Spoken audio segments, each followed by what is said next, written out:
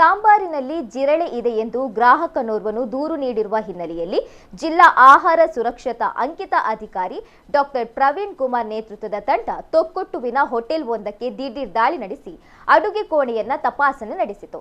ಶುಚಿತ್ವ ಕಾಪಾಡದ ಮಾಲಕರಿಗೆ ನೋಟಿಸ್ ನೀಡಿ ಎಡಿಸಿ ನ್ಯಾಯಾಲಯದಲ್ಲಿ ಪ್ರಕರಣ ದಾಖಲಿಸುವುದಾಗಿ ಹೇಳಿದ್ದಾರೆ. ಮಾಧ್ಯಮಕ್ಕೆ ಪ್ರತಿಕ್ರಿಯಿಸಿದ ಅಧಿಕಾರಿ, ಗ್ರಾಹಕನೋರ್ವನು ಸಾಂಬಾರಿನಲ್ಲಿ ಜಿರಳೆ ಇದೆ ಎಂದು ದೂರು ನೀಡಿರುವ ನಿಟ್ಟಿನಲ್ಲಿ ದಾಳಿ ನಡೆಸಲಾಗಿದೆ. ಹೋಟೆಲಿನ ಅಡುಗೆ ಕೋಣೆಯಲ್ಲಿ ಆಹಾರ ದಾಸ್ತಾನು ಮಾಡಲು ಪ್ರತ್ಯೇಕ ಕೊಠಡಿ ಇಲ್ಲದೆ ಎಲ್ಲೆಂದರಲ್ಲಿ ಆಹಾರ ಪದಾರ್ಥಗಳನ್ನು ರಾಶಿ ಹಾಕಲಾಗಿತ್ತು. ಎಲ್ಲ ಆಹಾರ ಪದಾರ್ಥಗಳನ್ನು ತೆರವುಗೊಳಿಸಿ ಅಡುಗೆ ಕೋಣೆ ತೊಳೆಸಿ ಶುಚಿಗೊಳಿಸಲಾಗಿದೆ.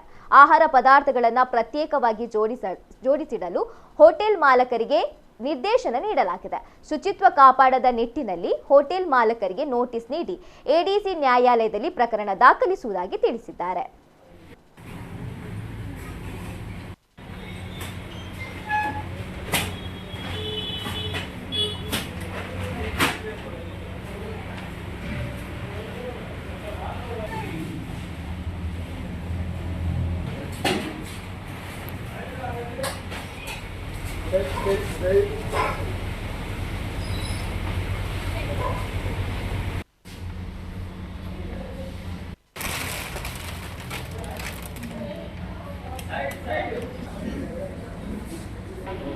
ಅಲ್ಲಿ ಪಂಚಮಾಲ್ ಪ್ಲಾಸ್ಟಿಕ್ ಇಲ್ಲದೆ ಡೆಕ್ಕನ್ ಅಂತಾರೆ. ಎಲ್ಲಿ ಸಿಗಬೇಕು? ಎಲ್ಲಿಂದ ಇದು food grade transparent food grade. Dakshina Kannada ಜಿಲ್ಲಾ ಆಹಾರ ಸುರಕ್ಷತಾ ಅಧಿಕಾರಿ ಡಾಕ್ಟರ್ ಪ್ರವೀಣ್ ಕುಮಾರ್ ಅವರು ಸಾರ್ವಜನಿಕರೊಬ್ಬರ ದೂರಿನ ಮೇರೆಗೆ ತೊಕ್ಕೊಟ್ಟು ಅಲ್ಲಿರುವಂತಹ ಹೋಟೆಲ್ ವೃಂದಾವನದಲ್ಲಿ ದಾಳಿ ಮಾಡಿದ್ದಾರೆ. ಗ್ರಾಹಕರೊಬ್ಬರು ಸಾಂಬಾರಲ್ಲಿ ಜಿರಳೆ ಇದೆ ಅಂತೇಳಿ ನೀಡುತ್ತಾರೆ. ಇದರ ಮೇಲೆ ನಾವು ದಾಳಿ ನಡೆಸಿ ಅಡುಗೆ ಕೋಣೆಯನ್ನು ಪರಿಶೀಲನೆ ಮಾಡಿದಾಗ ಭಾಳಷ್ಟು ಶುಚಿತ್ವ ಇಲ್ಲದೇ ಇರೋದು ಕಂಡುಬಂದಿದೆ. ಆಹಾರ ಪದಾರ್ಥಗಳನ್ನು ಸಂಗ್ರಹಿಸಿಟ್ಟಿರುವುದು ಸರಿಯಾದ ಕ್ರಮದಲ್ಲಿ ಇಲ್ಲದೇ ಇರುವುದರಿಂದ ಜಿರಳೆಗಳ ಸಂಖ್ಯೆ ಅತಿ ಹೆಚ್ಚು ಕಂಡುಬಂದಿದೆ. ಆದ್ದರಿಂದ ತಕ್ಷಣಕ್ಕೆ ಸ್ಟೋರೇಜ್ ರೂಮು ಆಹಾರ ಪದಾರ್ಥಗಳನ್ನು ಸಂಗ್ರಹಿಸಿರುವ ಕೋಣೆ ಇಲ್ಲದಿರುವುದರಿಂದ ಎಲ್ಲ ಆಹಾರ ಪದಾರ್ಥಗಳನ್ನು ತೆರವುಗೊಳಿಸಿ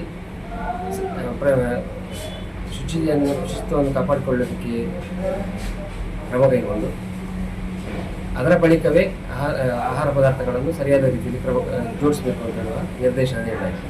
ಅದರ ಪ್ರಕಾರ ಈಗ ತಾತ್ಕಾಲಿಕವಾಗಿ ಹೋಟೆಲ್ ಸ್ಥಗಿತಗೊಳಿಸಿ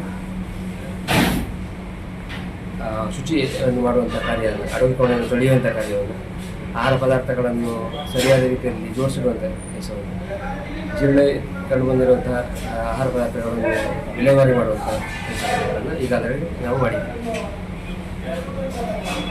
ಹಾಗೆ ಇದರ ವಿರುದ್ಧ ನಾವು ಕಾಪಾಡಿಕೊಳ್ಳದೇ ಇರುವ ಕಾರಣದಿಂದ ನಾವು ದಂಡ ವಿಧಿಸಲಿಕ್ಕೆ ಎಡಿಸಿ ನ್ಯಾಯಾಲಯದಲ್ಲಿ ಪ್ರಕರಣವನ್ನು ಸಹ ದಾಖಲು ಮಾಡ್ತೀವಿ. ಅವರಿಗೆ ನೋಟಿಸನ್ನು ಸಹ ಕೊಡ್ತಾ ಇದ್ದೀವಿ.